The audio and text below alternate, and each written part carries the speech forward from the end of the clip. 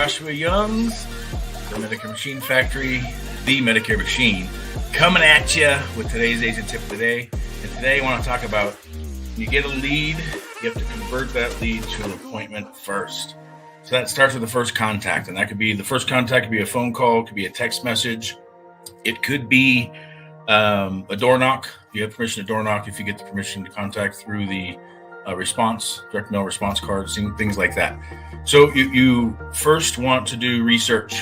You need to research the person. Do a Google Maps view of their address. Look at their home. Look for indications of any kind of clues you can get. Is there a basketball hoop? Is there a clean yard, a dirty yard, long grass, short grass, manicured lawn? Is there a garden, flowers, other things? You're looking for things to create a conversation about that they're passionate about, because you're creating a relationship first, and the relationship builds trust, and the trust creates an opportunity for them to let you come over. Because nobody wakes up in the morning with you know what I would love today? I would love for an insurance person to call me. I would love for an insurance person to come over. That doesn't happen. So we have to create a relationship first. And how you do that is through research first. So do a Google Map search, do a Google search of the person. Go on to social media, whatever social media platforms you're on, you go on and you create momentum for yourself by doing as much research as possible. If they have nothing out there, then obviously you're starting from scratch. And on the first few seconds of the phone call, you're listening for cues. You're listening for Bob Barker in the background. You're listening for a dog barking, kids playing, any kind of thing that you can suck yourself into that room with them. That is a great way to build a relationship quickly. Also, assume that they know you. What I mean by that is you talk to them and say, how you doing today? How have you been? And you talk to them on a first term basis only. You're only using your first name, and you're only using their first name. None of this Mrs. Jones stuff. Is Marilyn there? Hi, Marilyn. If you hear a woman's voice when they answer, just say, hi, Marilyn, how are you? And then they'll say, oh, this isn't Marilyn or whatever, if it's not. But really good chance that the phone number tied to that person. Nowadays, most people have a cell phone. So typically the phone number is tied to one person, not a household phone. Typically. Once in a while, though. So you want to err and assume on the side of majority. And so you're just going to use a first name basis. Hi, Marilyn. How have you been? Hi, Marilyn. How are you today? It's going to trigger in their mind, do I know this person? They're going to have that vagueness, that, do I know you? And in essence, what I want to do is I want to engage in hi, how are you conversation as long as possible until they open the door and invite me to have a conversation by asking me one of two things. Who are you, or why are you calling? I'm waiting for them to ask me that. That is them giving me subconscious permission to now talk to them. And again, I didn't say pitch them, I said talk to them, because I'm going to create a relationship. And the first thing I'm going to talk about is any kind of intel that I got.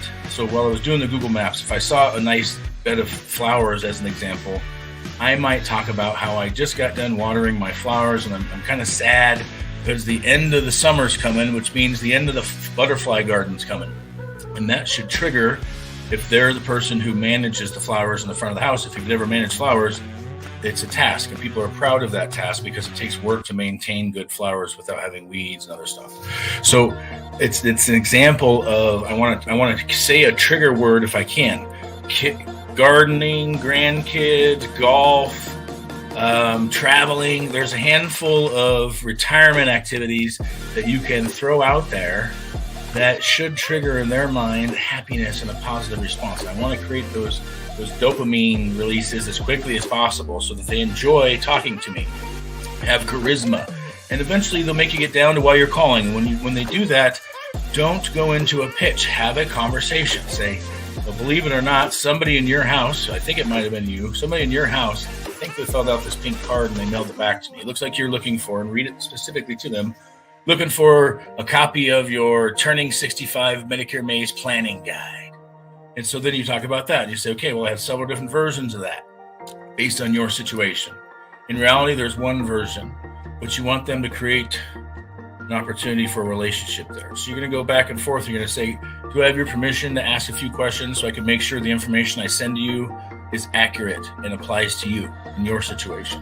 They're always going to say yes to that. And the key, the reason I want to do this is I want to get through fact finding first. To me, the race to building a relationship with a client is the person who gets fact finding done first winneth the race, because people don't typically want to go through fact finding with more than one person. So you want to go through the fact finding process in its entirety if you can, but all the way up until they say stop. And what you'll do is, if they trust you, they'll let you do the entire process. If they don't trust you quite yet, they'll inevitably stop you once you get to a personal question like, what prescriptions are you taking? What doctors do you see? Things like that. If you ever get anything like, why are you asking me that? Why it's important? You need to back off and just say, look, I try to help people, and part of that process is making sure the information I send you applies to you. As an example, I only want to send you information on plans that have your prescriptions covered. It does you no good to look at plans that don't cover your medication. So I try to eliminate the stuff. I try to eliminate the noise for you before you start evaluating the process. That way you're only evaluating a handful of plans rather than all of the plans, which is where the overwhelming part of the process comes in. And so just reiterate, again, there's a common two things that your client doesn't know. They want to know how much you get paid and how and why. They want to know how much you cost. So make sure you address that very quickly in the process. And then also make sure you address how you help people and what the process is. So if you're a broker, rattle off all the carriers that you represent and explain how you do what's right for the person. If you only represent a few carriers, I don't know what to tell you other than get more carriers in your repertoire. Otherwise, you're selling against people that have a huge competitive advantage against you. So build a relationship, focus on the person, asking questions about them. If you can keep the conversation about them, keep them talking about themselves, it'll take you much farther towards the goal, which is to set an appointment.